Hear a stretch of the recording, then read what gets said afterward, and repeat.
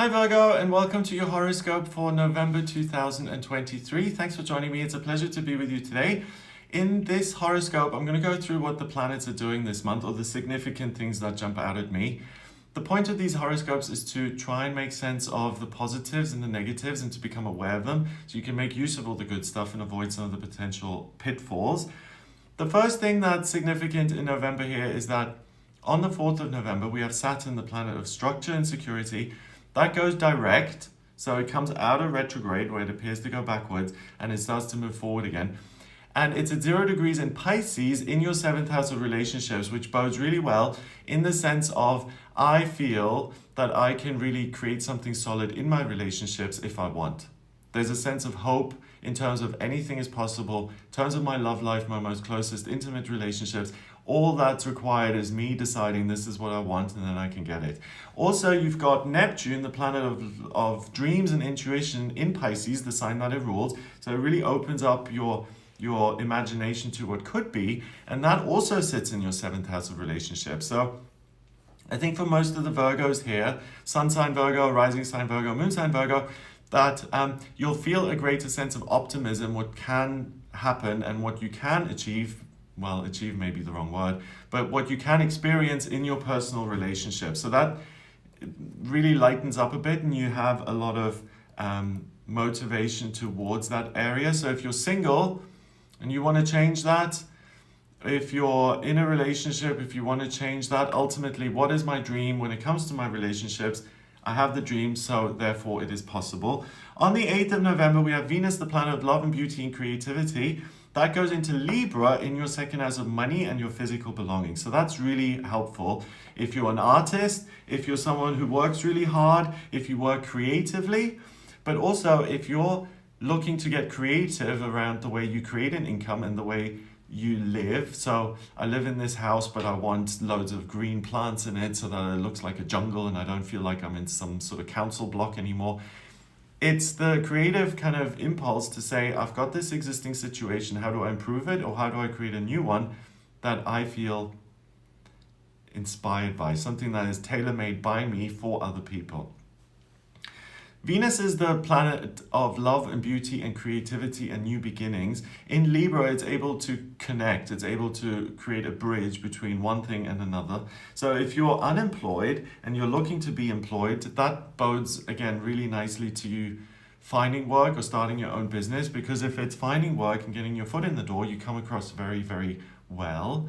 Venus in Libra is very charming. And in the 2nd house, it's really when it comes to those kind of formal relationships, business meetings, job interviews.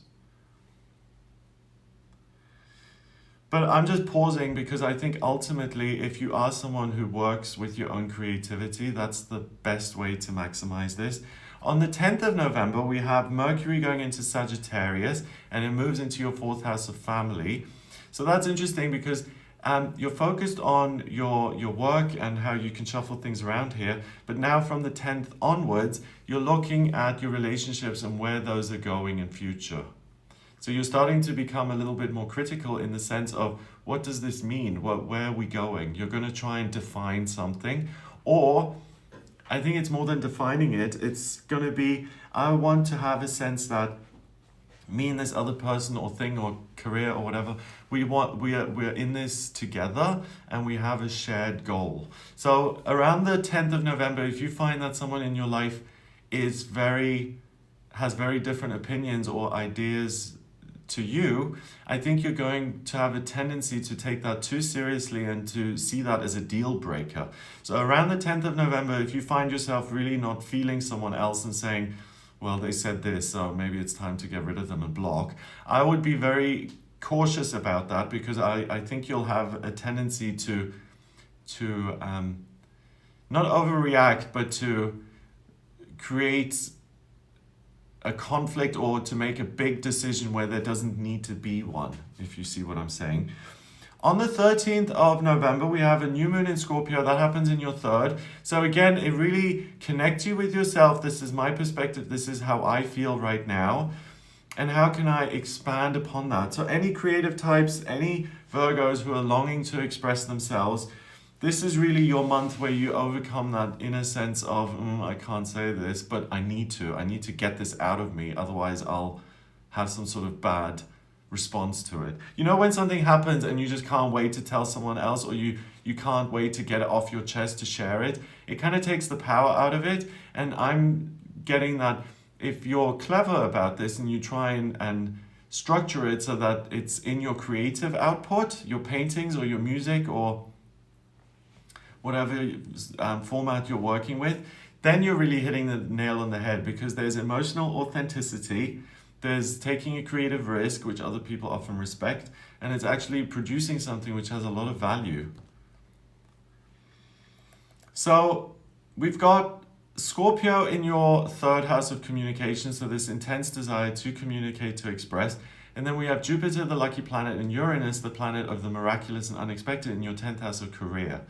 So another way of combining this is, I feel strongly about this is what needs to be expressed. What job out in the world would allow me to express that kind of thing consistently? So how can you reshuffle things so that you're working in a role that you really absolutely love and adore, which is possible? So if you're thinking of changing your job, then November also supports you in that.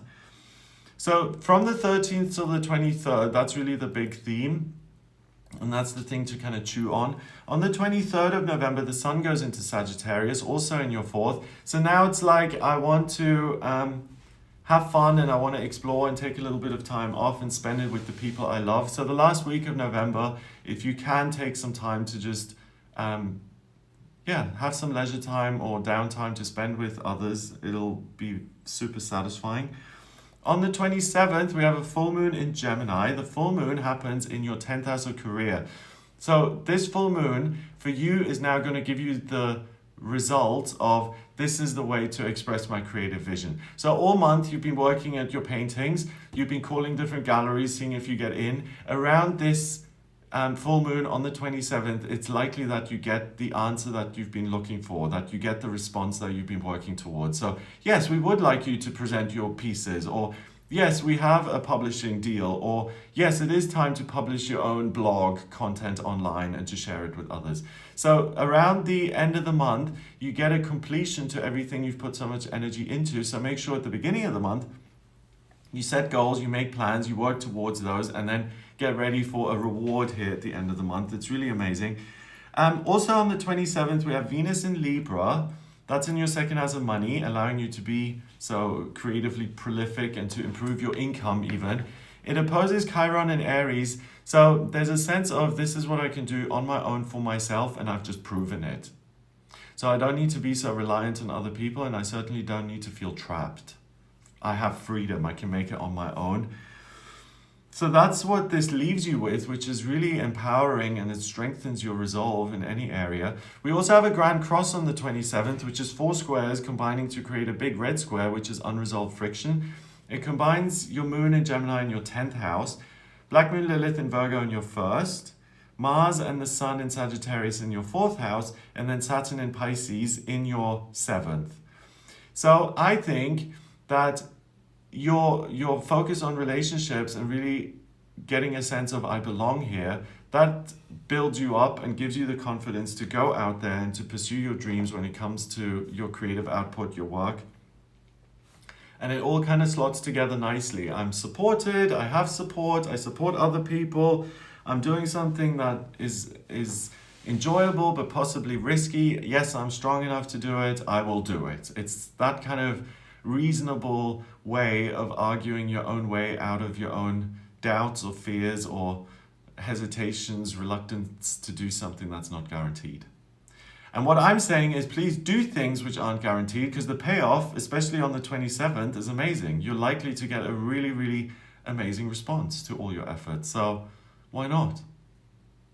If there was no reward, then I'd say don't bother, but things work out. So I hope that gives you an idea of what you'll be working with in November. I hope you have a fabulous month. If you would like a personal reading with me, please get in touch via my website. It's gregoryscott.com. On the front page, click on the button that says book your reading to audio reading with me. I hope this has given you an idea of what you'll be working with in November. I hope you have a fabulous time here.